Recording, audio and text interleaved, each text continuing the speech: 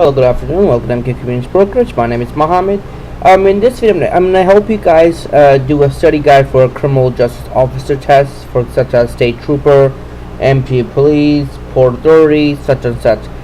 Sometimes they use this type of national criminal and NCJOSI2 test. They use this type of test for practice purposes. So this is basically going to help you guide through what type of questions you're going to be expecting when you go take the test. So let's get started. So this is the introduction of it, like the first page, the second page of it. This packet is just a sample what I'm going to be showing you. You could get more practice of going to this website right over here, and obviously it helps you out with to give you practice exams and everything. The more you do, the better it is. So obviously it doesn't hurt to practice. You can always contact them, or you could go to the website right over here and get more information from there as well. So what this exam covers is the table of contents. There's an introduction, there's a general examination. I'm just going to go over certain points. For today, I'm not going to go over everything because there is a lot of information, so I'm going to go step by step. So this is going to be part one. I'm going to have other parts coming as well. So let's get started. So this is the introduction. This study guide is helping you, going to be introduced to the National Criminal Justice Officer Selecting Inventory System. This type of exam, there is multiple choice questions that, they're basically testing your cognitive ability, your spatial ability, such and such. There's at least 1,400 law enforcement experts and incumbent from criminal justice agencies throughout the whole United States, and obviously this is an entry-level enforcement job that you're going to be taking this test for. So they want to make sure that if you're up to date. So these are some of the 10 areas that they're going to be asking you. For example, deductive reasoning, flexible closure, inductive reasoning, information gathering, problem sensitivity, selective attention, spatial orientation. These are all going to be the parts of it. So there's going to be at least 80 questions, the multiple choice. 10 of these abilities, various attitudes and behavioral characteristics. So obviously it's going to be a test which is going to be at least 2.5 hours. They will ask you a lot of questions, so they basically have to be up to date when you go take these type of tests. And the selection process for the criminal justice office is very competitive, and I could vouch for that. They are very competitive when you take these type of tests.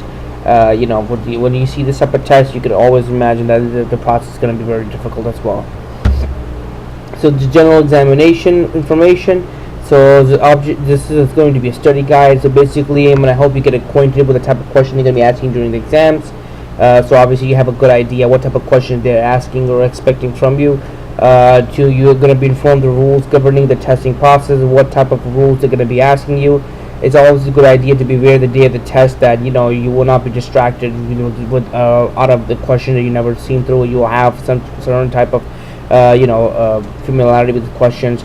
Obviously, to provide specific instructions for completing the exam answer sheet, you'll know how to fill out the exam answer sheet correctly and effectively.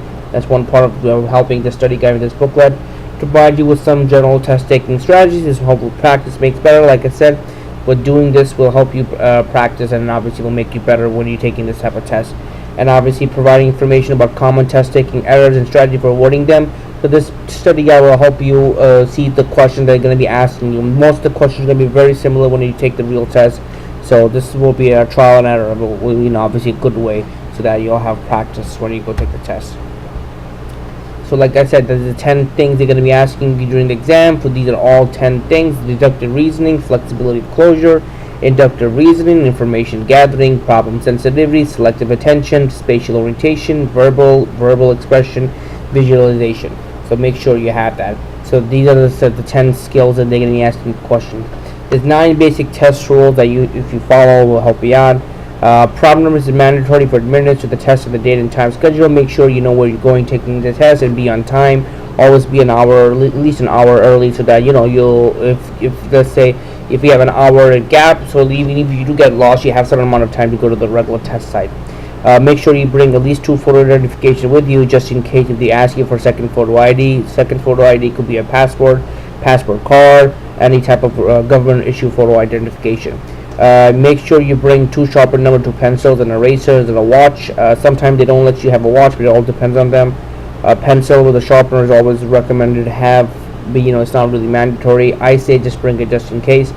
And obviously they're not going to have you have a calculator or anything like that. So it always depends what type of test you're taking. Sometimes they do, sometimes they don't. So always double check with them. No, make sure your electronics are turned off. No cell phones vibrating. They can get you disqualified. Just be on the safe side. Just turn it off. Handbag, backpack. Some of these testing sites may not let you bring anything like that. So make sure whatever you're going to, you have just bring something small. Don't bring a big backpack that might cause you to hinder and entering the taking the test. Obviously, make sure they're gonna be undergoing some standard process of when you go into the testing center. For example, notification, or such like that. So you make sure you know that. Obviously, you will be permitted to the test that don't bring any family relatives there. You will not be allowed to go inside the test center. Some people do bring people along for some reason, even if the test rules states you're not supposed to. People still do, and that becomes a problematic when you're taking the test. All questions or concerns of the test should be directed to the appropriate person in charge. Make sure you know that. Obviously, make sure once you take the test, just leave the site. You cannot be hanging out inside, or you can get in trouble with that part. Well, this is going to be a sample of how to fill out a multiple choice question sheet. For example, make sure it's heavy in marks. Don't erase. If you erase something, erase completely so that when you mark the second answer, it's marked correctly. Do not make multiple marks on the same answer sheet. Make sure you use a number 2 pencil. Make sure all the answer sheets are placed with the darkened answer sheet.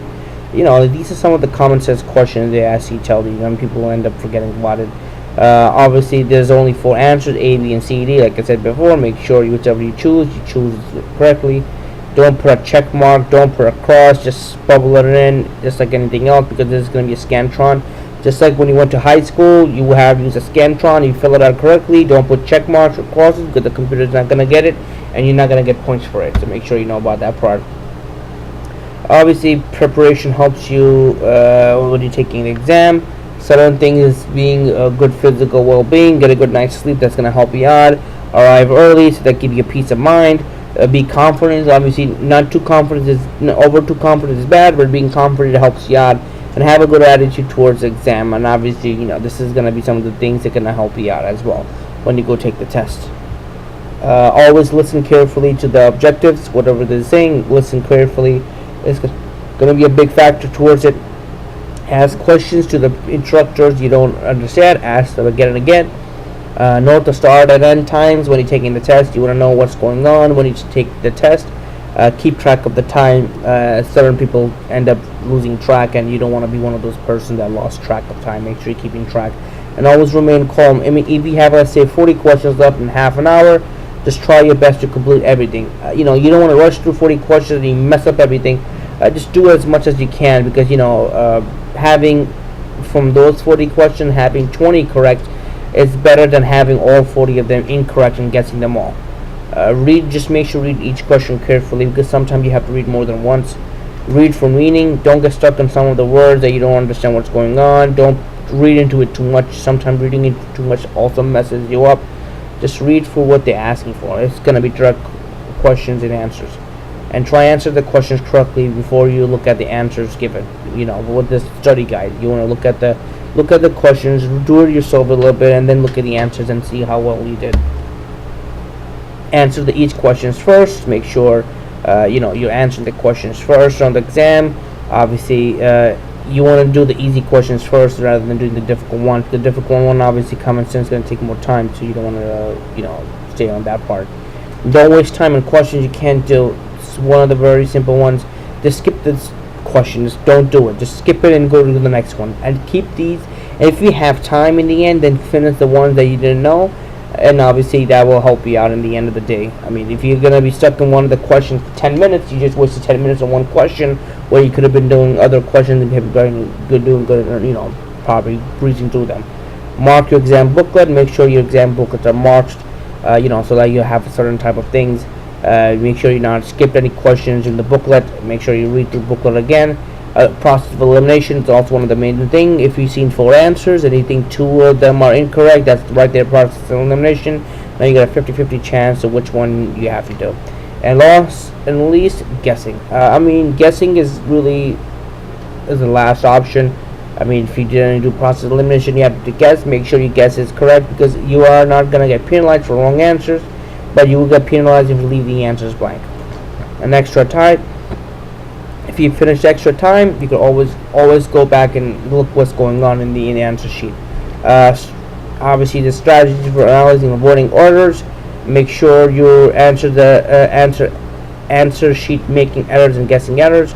You have probably missed a question when you skipped and failed to come back to it later. That's one of the common errors you do. Basically, you have to watch what you're going through. If you skip something, make sure you remember that you skipped it. Obviously, you don't want to do it. And always leave 5 minutes at the end of the exam. Just go and answer questions if you have 5 minutes left. Those last 5 minutes are supposed to be unanswered questions that you left. Don't misreading a question or answer because you overlooked a keyword or phrase. Certain people look over keyword or phrase, and you're doing that too much that you're overlooking what the question is trying to ask. And not knowing the keyword vocabulary is also a portion. If they ask you the vocabulary word like detest, people don't know what that is. I'll tell you, detest means hate, and obviously, like say if you say I hate this person, and there's another word saying I detest this person, you might not know what detest is, and that's lack of vocabulary. That might be problematic for certain people. Answer that looks good. An incorrect answer may contain an exact phrase from the original question, and this is so true. When you come out the 50-50 chance, one of the answers will look exactly like the correct answer, but there might be a slight paraphrasing a word that it's going to be incorrect, but they will exactly look the same. So that's one of the make sure you don't get into it. For example, in the suggestion, they say don't be drawn into the answer sketch exaggeration.